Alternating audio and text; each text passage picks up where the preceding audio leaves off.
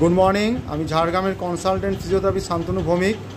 আপনাদের সামনে একটা প্রেসক্রিপশান আমার দেখুন দেওয়া আছে। আমরা দেখতে পাচ্ছি খ্রিস্টান মেডিকেল কলেজের সেই ডিসচার্জ রিপোর্ট। তাতে লেখা আছে নন ইউনিয়ন লেফট পিউবিক র্যামাই, মানে ওনার একটা ফ্র্যাকচার হয়েছিল, সেটা জুড়েনি। তার জন্য ওনার যে অসুবিধা হচ্ছে সেই ব্যক্তিকে আমরা দেখতে পাচ্ছি সামনেই।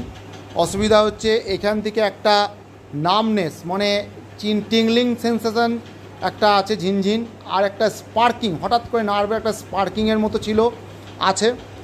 আর নামনেস মানে একটু অবশ অবশ ভাব, যেখানে যেরকম সেন্সেশন পাওয়ার কথা ঠিক সেরকম সেন্সেশন উনি পাচ্ছেন না। তার সাথে সাথে ডান পায়ের পিউবিকটা আপনার বোনটা নন হিলিং আছে, কিন্তু বাঁ পায়েও সেই একই লক্ষণ অনেকটা দেখা যাচ্ছে। ওটা কিন্তু এইটার জন্য হয়েছে তা নয়, এইটা হয়েছে অন্য কারণ। সেই রোগটাকে বলা হয় নিউরালজিয়া প্যারাস্থেটিকা।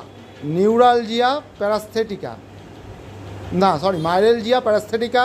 অর্থাৎ এইখান থেকে ঠিক এতটা চত্বর জুড়ে এটা টিংলিং সেন্সেশন, চিনচিন ভাব উইথ নামনেস পেশেন্ট থাকবে।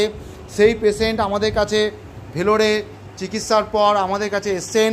আমরা আজকে নিয়ে 4th সিটিং হয়েছে, ওনার কাছ থেকে শুনে নেব। এবং যেটা হচ্ছে একটা টান টান ভাব আছে, আর 4 দিন সিটিং নেওয়ার পর যেটা আমরা পেয়েছি, যেটা ওটা স্পার্কিং হচ্ছিল, সেই স্পার্কিংটা 4 দিন পরে অনেকটাই চলে গেছে।